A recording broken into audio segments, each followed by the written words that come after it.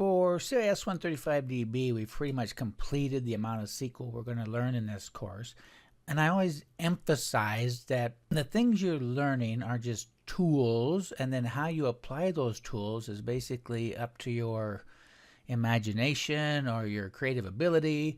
What I'm showing on the screen is basically a query that was written by somebody here at COCC, and for the most part we're going to scroll through it kind of quickly, but based on what you've learned in this course, you can kind of read it. So for instance, obviously we're starting out with a select, and then it's just oodles of columns.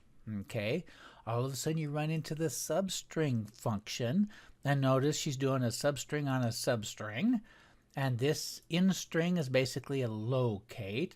And so I'm not going to decode this thing, but nonetheless it's something that we've done in our class, and we've done nested functions.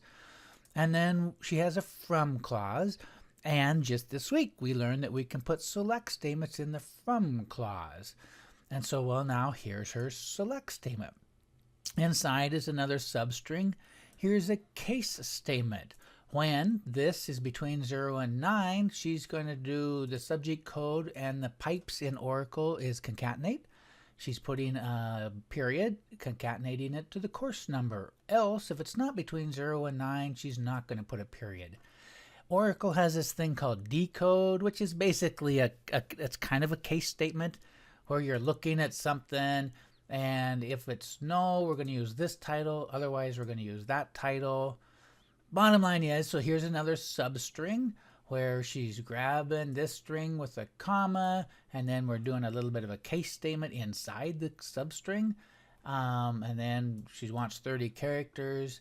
These are aliases out here. So here's the department code. She's going to call it course department. And we're not done yet. She's got subqueries inside her select statement, actually. And here we're grabbing the max from where these conditions are equal and another condition's equal.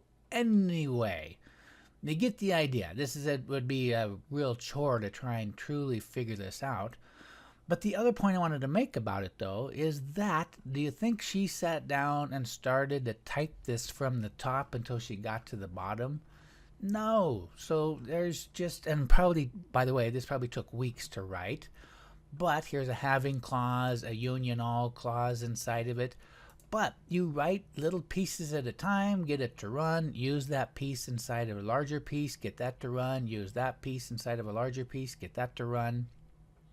And you slowly build up from there. So even in 135DB, that's a strategy, especially for this week, is just get something to run, use that piece inside of another piece, get that to run, and slowly build up your code.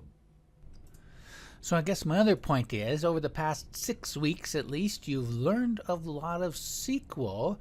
And obviously, you start piecing what you've learned together, and you can create a pretty ginormous query and solve a really complex problem.